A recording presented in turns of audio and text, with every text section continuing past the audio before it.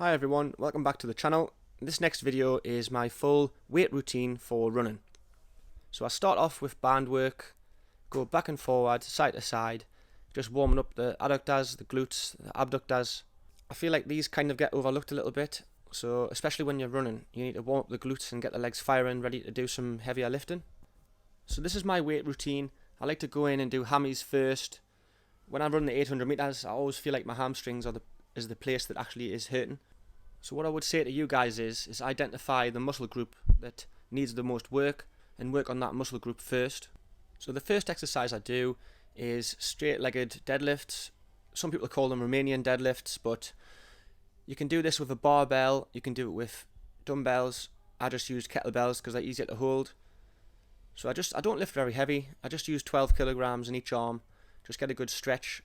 I've done this before with 30 kilogram dumbbells in each arm, and it just kind of fatigues my hamstrings a little bit too much to run the next day. So I like to go light and keep the rep range high. So I then move on to the leg curl machine. I like to do about 15 reps and really squeeze, go to failure. I think I did 15 reps here, but as you can see the weight's not huge. I can actually stack this machine, but I don't like to do that because obviously, like I said, I might have a session in 2 days and I don't want to totally fatigue the legs.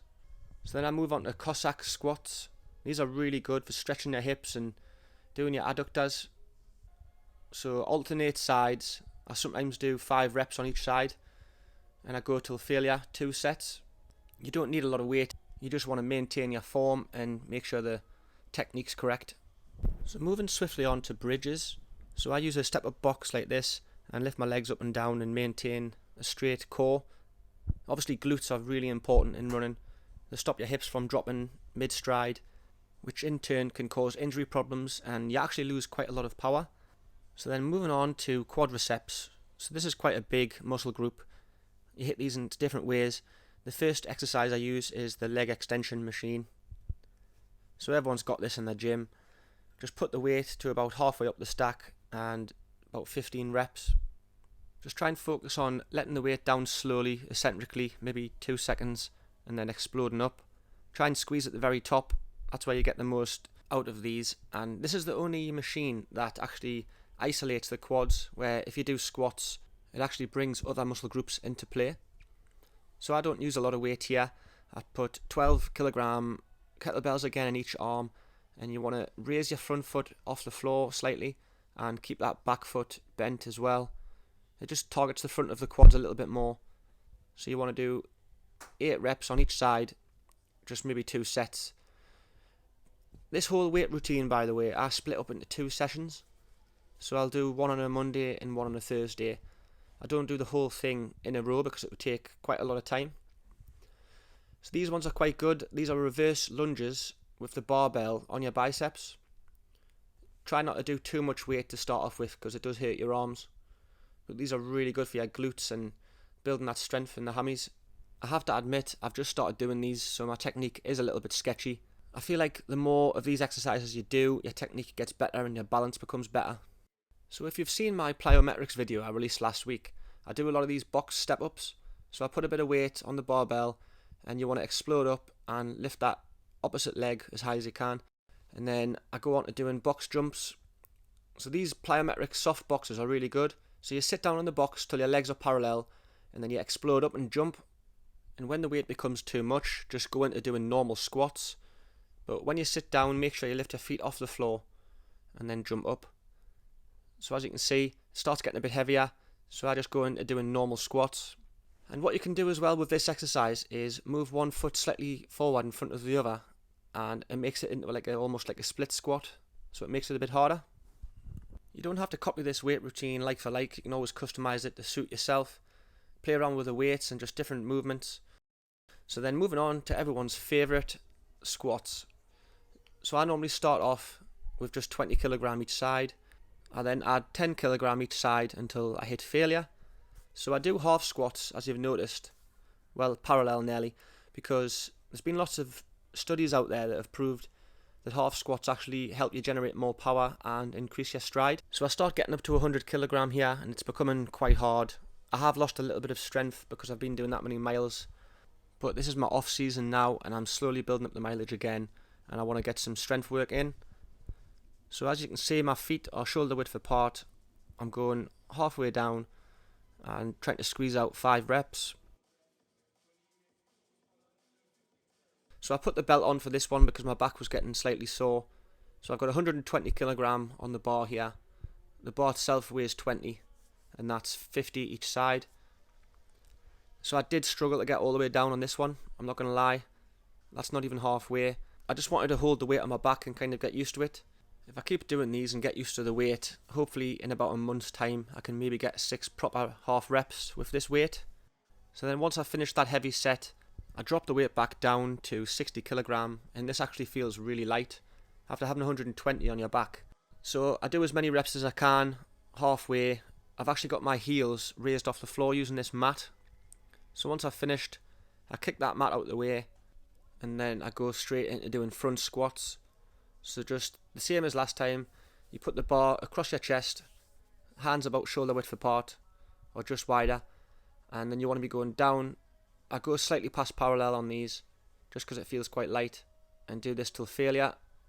Make sure you have the safety bars on there if you're not too comfortable with the weight, or you can actually just use the barbell outside the rack like I'm doing now.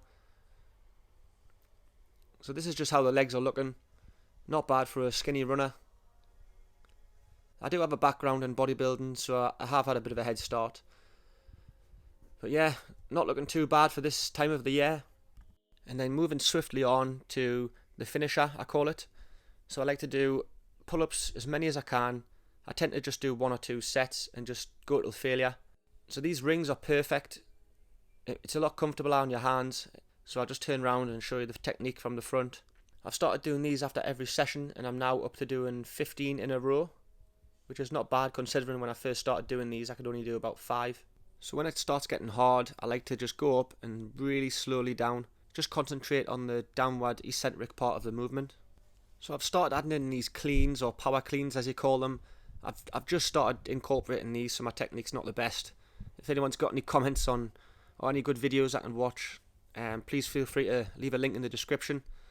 I've seen a lot of runners and sprinters do these, and my technique is not the best on this neither. I think the weight's probably slightly too heavy for us, because I can't quite extend the arms up, and I feel like I need to drop down lower and split the legs. Mind, this is at the very end of this workout, and I am quite tired. I feel like I could probably push this up no bother at the start of a workout.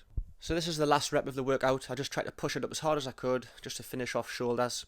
So this machine here is great for calves. I've never actually seen this before, but this is a new gym that I've just started going to, and honestly the calf burn on this is unbelievable. So going back, you just want to stretch the calves out, and this movement is almost like broken up into 2.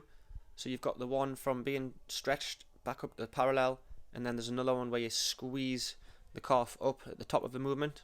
So that you want to go and get a box and do calf raises on the boxes. So stretch all the way down and squeeze up. I like to move my feet around on this one, so I start with my feet together, then I move my toes out, do a few of them, and then I like to finish with my toes pointing in, just to hit different angles. And then once I finish this, I do my seated calf raises. This hits a different part of the calf, the soleus. It's great for preventing injury, and it's often quite overlooked in runners. So I'm actually using quite big dumbbells here, but you don't actually need a lot of weight when you're doing these. You just need to fatigue the muscle. It's not a very big muscle group, but I recommend doing these twice a week. So just focus on squeezing at the top, and then you want to finish off every workout with abs.